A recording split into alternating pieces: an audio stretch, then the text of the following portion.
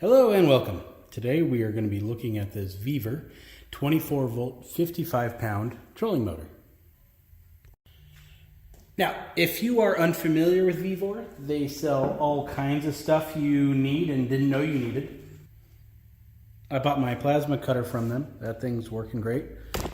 I now have this trolling motor, and it was kind of funny. A few weeks ago, my dad, he's like, "Hey, have you ever heard of Vivor?" I was like, "Yeah." He's like, "Oh, I bought one of their sanders." This is a 5-inch or random orbital sander he needed. So usually he uses a 6-inch little quick sticky disc sander, but he needed a 5-inch. Didn't have any of those because the ceiling fan caused some issues with his boards, so he needed to sand down his boards and refinish them. And he couldn't use the 6-inch sander on a 5-inch board, so we got a 5-inch sander, and that's what he used that on. So yeah, that was kind of funny that he bought that, having never heard of Vivor or know that I knew of Vivor. And yeah, I shop on there all the time. They actually have a Johnson Evinrude outboard side mount remote controller. I plan on getting one of those and doing a comparison. Well, not necessarily a comparison, because it's different from a factory one. But see how it'll work with the outboard. I guess in comparison to the original. Reason being, when you buy an outboard, rarely do I get a controller with it, and I'm sure a lot of people are in the same boat. But enough of that. Let's get this thing open.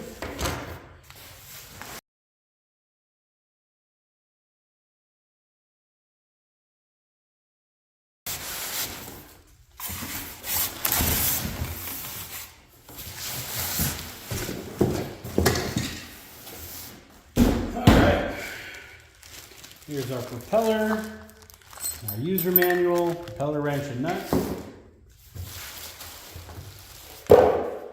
Styrofoam, pretty standard, but pretty hefty too.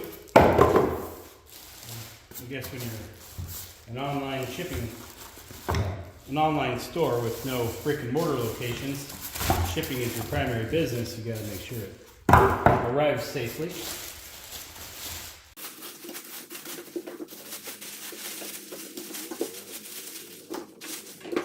So, I don't know why they do that little cutout here, but yeah. Motor, pretty solid feeling. Like really solid feeling. Clamps, nice good transom cups. Adjustable mount, up and down, I believe. At least it should. And we have our standard tilting abilities. Latch right there. Put where you want it. It keeps it there. So yeah, fully stored and then deployed. Pretty neat, I'd say. These are head unit, I guess you'd call it, control unit. We have a tightenable little latch, and then we have forward and reverse speeds. Pretty easy twisting of the tiller. Thick, I don't know, what is this? 10 gauge? Yeah, 10 AWG. Wiring, nice, soft, easy on the hands. Wire loom. First impression is it's very solid feeling. So yeah, let's slap it on the boat, get a propeller on it, and see how she does. All right, got the trolling motor here on the back of my boat. This isn't where it's going to permanently stay. I'm probably going to move it over to my bass boat. The bass boat already has 2 batteries in it, so 24 volts isn't an issue.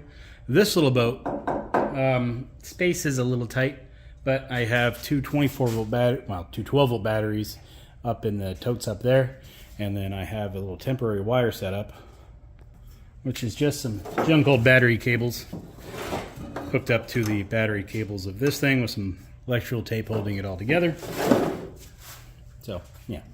Not the ideal setup, but a good temporary setup for this boat. We have a latch here. Let me tighten this down, actually.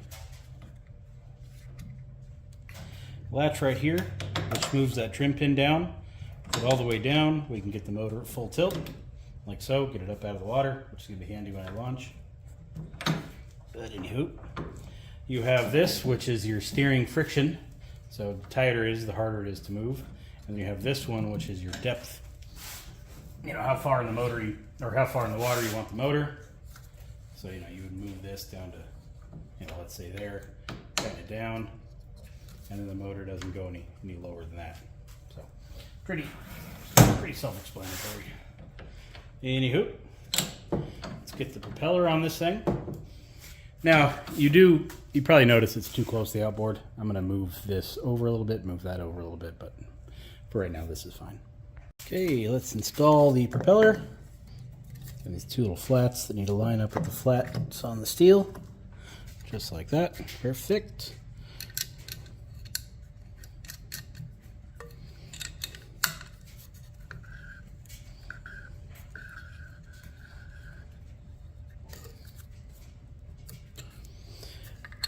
A second ago, I was thinking to myself, I wish I knew what size this was, because I probably just would have used a ratchet. They thought ahead on that one when they engraved 13 onto the wrench. Well, anyway, it's not focusing. Silly camera. All right, that's torque to spec, and we are pretty much ready to go. Well, apparently the wind never ends, but that won't stop me. Let's go.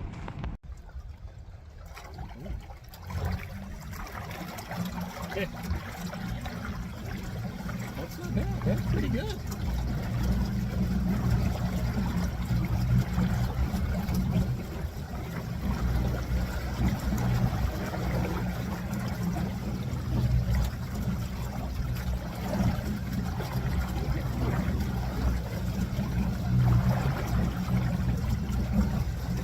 Down a little more. Nope. Trimmed all the way down.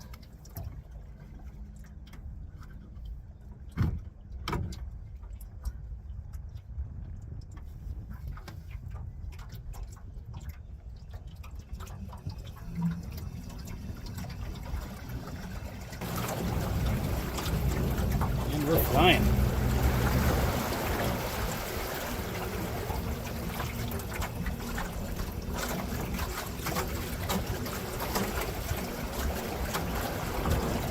Oh, this is nice.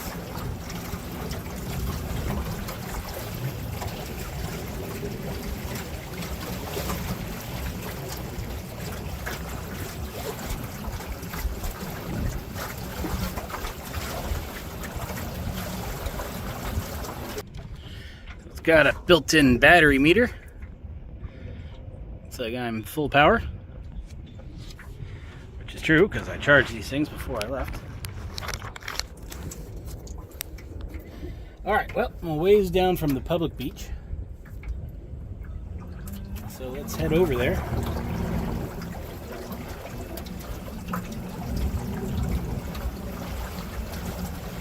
And we will get set up. And see how long the batteries last.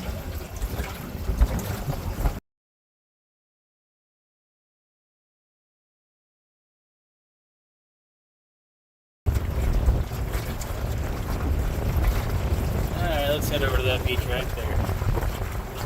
Actually, let's go to this one.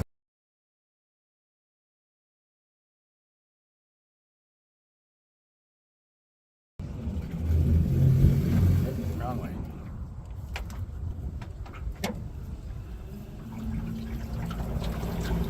So the trolling motor on my other boat, and yeah, it's old, but there ain't no way it can go upriver. One of the reasons why I headed to this beach is because I would have gone upriver slightly. Fighting this raging current is kind of a challenge. Usually you don't see like trolling motors or even anything smaller than a 6 horsepower out on this river. This thing was able to push me upriver and get over to this beach without firing with the main. So that's pretty impressive on its own. But anyway, let's beach this thing and do some stuff. Now I know it's a smaller boat. Granted, I know, but I've had other trolling motors and they ain't going up that river. So this one did. Give credit for that, that's for sure. Alright, let's say this little bird found a cheetah.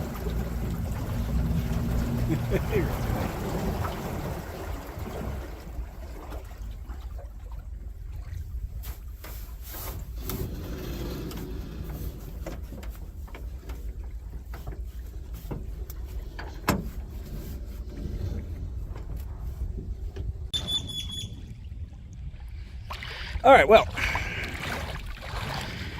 I know I said earlier I think I'm going to be putting that trolling motor on my bass boat. I really don't think I am. I think I'm going to get one of the raisable trolling motor mounts to get this thing over the handle and over this way a little bit more and leave it on here. Because getting in and out of the beaches is kind of hard with the main motor. The electric one, you just doot right up there, you know? And maneuverability, a little better. I can easily just spin that thing around and get wherever I need to go. So yeah, there's some things to consider. Anywho, so why are we here today? Well, last summer, at the end of last summer, August I believe, I found this little thing for sale on the interwebs.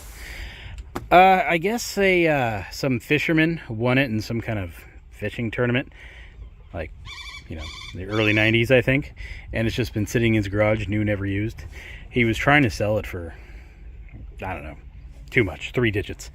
And as time went on, the price kept getting lower, and I picked this thing up for 10 bucks. It is a vintage underwater fishing camera. Look at that beauty. So I'm assuming this is a some kind of LCD or plasma display. I don't know. Maybe something more like a cathode ray tube or whatever those are. I don't know. Kidding. It's a tiny little 12-volt CRT monitor. That thing is awesome. Has a well, a whole bunch of wire. Has a pretty substantial fishing weight and a little underwater camera. Oops, I almost dropped that one. Anywho, I don't think it's ever been in the water. So as long as I got battery power, I'm going to hook it up and go see what we see in this water.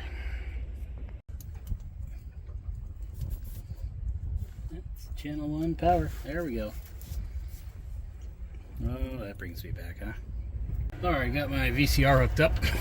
Yeah, right. Oh, that's crystal clear black and white image from what I'm looking at. I know you're looking at a reflection of nothingness, but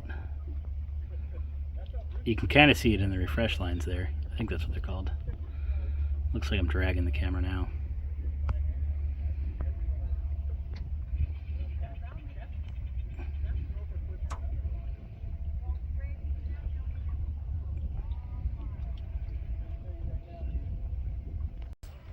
It's kind of fun watching it go around and hit something and then go everywhere violently. But up top here, it's, you know, it's all smooth. Alright, so the fishing camera, that thing I can see why that thing was never used, because that thing's kind of silly. But this trolling motor, I'm pleasantly surprised at how well it's performing on this river. Anyway, so in continuing the hunt for my river treasures, I'm just going to cruise the beaches, see if I see any sunken anchors or anything that's going to be left. Lost or forgot. Usually you find flags or towels, never anything good, but we'll see. Maybe every now and then you'll find sunglasses and stuff. So that's going to finish off my day.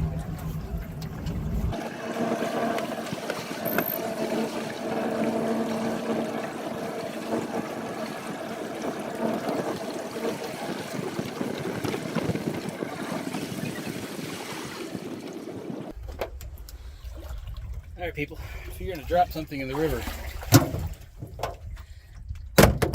please continue to make sure it's bright green. I mean, kind of a silly find, but I'll give it to my kid to play with.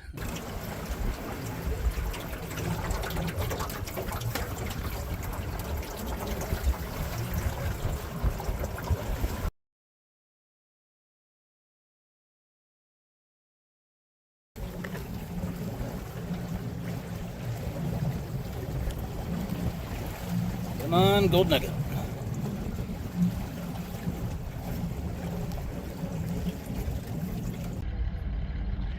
You know, this little Vivor trolling motor, it's pretty good. Pretty happy with it. I think it's going to stay on here. So if you're in the market for a 24-volt trolling motor, I would definitely give this one a consideration.